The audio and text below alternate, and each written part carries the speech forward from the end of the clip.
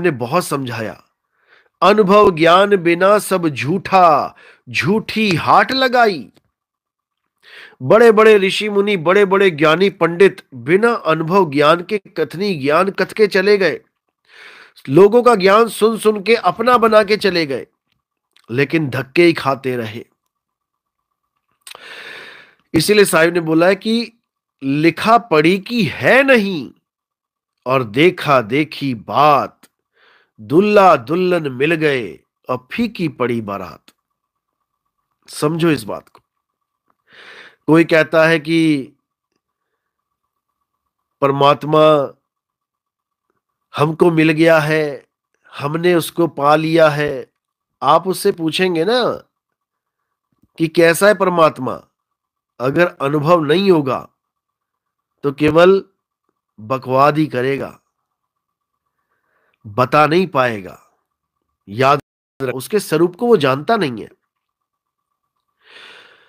परमात्मा का स्वरूप शब्द स्वरूप है, और शब्द का ही भेद है। जो भेदी सतगुरु होता है वो क्या करता है, वो किसी दरवाजे का भेद नहीं बताता। अच्छी तरह समझ लो, दरवाजा तो गुप्त है, ऐसा नहीं है कि उसके बारे में लोगों को पता नहीं है। भेद दरवाजे का नहीं है, भेद शब्द का है। शब्द भेदी गुरु, द्वार भेदी गुरु नहीं। कई लोग सोचते हैं नितिन दास का जो भेद है, ज्ञान है, वो तो सारी दुनिया में उजागर हो गया है। कभी नहीं हो सकता। जो नितिन दास ज्ञान लेके बैठा है वो उजागर हो ही नहीं सकता, क्योंकि वो कथनी ज्ञान है ही नहीं जो कोई उजागर कर पाएगा उसको।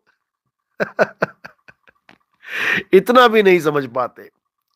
ब्रह्मरंध्र ब्रह्मरंध्र चीखते रहते हैं, सोचते हैं ब्रह्मरंध्र हमने बता दिया, पता लग गया सबको, इनका ज्ञान जो है ये सारा हो गया। अरे मेरे भाई, मेरे विवेकी भाइयों, थोड़ी बुद्धि पे, अकल पे थोड़ा भार धर लो, ज्यादा हल्की हो गई है। साहिब कह रहे हैं, गरीबदास जी साहब कह रहे हैं, कोई है रे परलय पार का, और जो भेद कहे झनकार का। समझे? द्वार का भेद भेद नहीं है। द्वार का भेद तो एक संकेत मात्र है कि हां ठीक है, लोग 10वें द्वार को भी नहीं जानते। ठीक है, नितिन दास ने बता दिया कि कहां पर है वो 10वां द्वार, लेकिन वो द्वार भी भेद नहीं है, भेद झनकार है। समझे? शब्द विहंगम चाल हमारी, और कहे कबीर सतगुर दई तारी, खुले कपाट शब्द झनकारी। समझे? तो इस भेद को जो प्राप्त कर लेता है वो पार हो जाता है, उसको कोई रोक नहीं सकता। और जो इस भेद के बिना केवल कथनी ज्ञान को सत्य मान के बैठ जाता है कि हाँ हाँ हाँ हाँ, नी अक्षर अक्षर कैसे हुआ, हम बताएंगे हम बताएंगे, तुम सारी उम्र बताते रहो तब भी नहीं बता पाओगे। ये चैलेंज है तुम्हें, तुम बता ही नहीं सकते, केवल भरमा सकते हो। क्यों? क्योंकि वो बताने की बात ही नहीं है, वो अनुभव की बात है, वो अनुभव की बात है।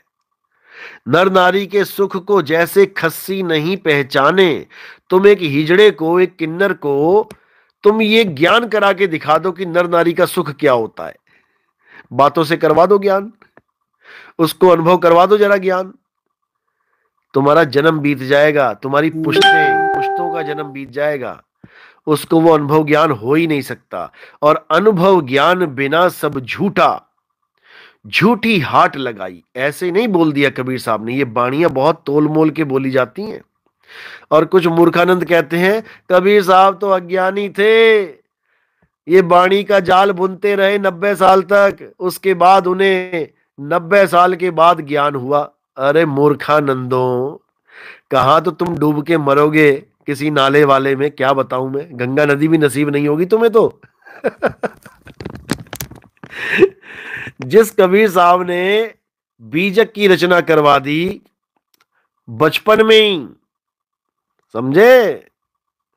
जिस कबीर साहब ने धर्मदास से इतना बड़ा ग्रंथ लिखवा दिया, कितने साल जाने के बाद वापस आए वो, उनको तुम कह रहे हो ज्ञानी? जिस कबीर साहब के दर्शन करने के लिए ज्ञानेश्वर जी महाराज महाराष्ट्र से भागे आए, बुढ़ापे में नहीं आए थे उनके।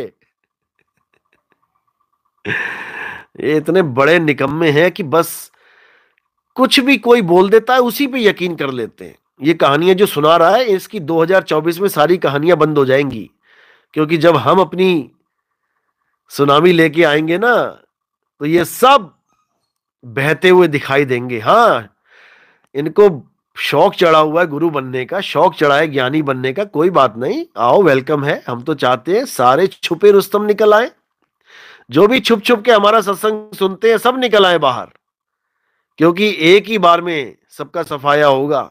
एक ही बार में, बार बार थोड़ी नहीं पकड़ेंगे सबको। आ जाओ सारे जितने भी हैं, जैसे कृष्ण जी ने कहा, आ जाओ जितने भी हैं, महाभारत होने वाली है, निकल आओ अपने अपने बिल से।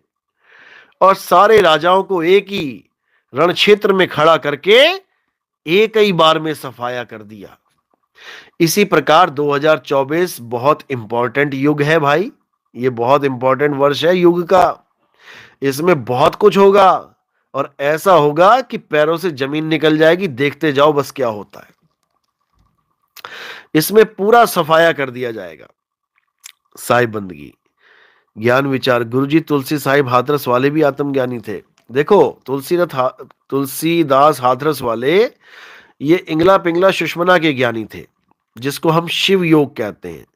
शिव योग का मतलब क्या होता है? जो इंगला पिंगला सुषमना से एंट्री करता है और ब्रह्मरंध्र में स्थित हो जाता है, और अंत समय में ब्रह्मरंध्र को फोड़ के प्राणों के द्वारा ब्रह्मांड में चला जाता है, उसको शिव योगी कहते हैं। और ये तुलसी हाथरस वाले इंगला पिंगला सुषमना की ही साधना करते थे। इनकी वाणियों में बहुत सी जगह मिल जाएगा आपको।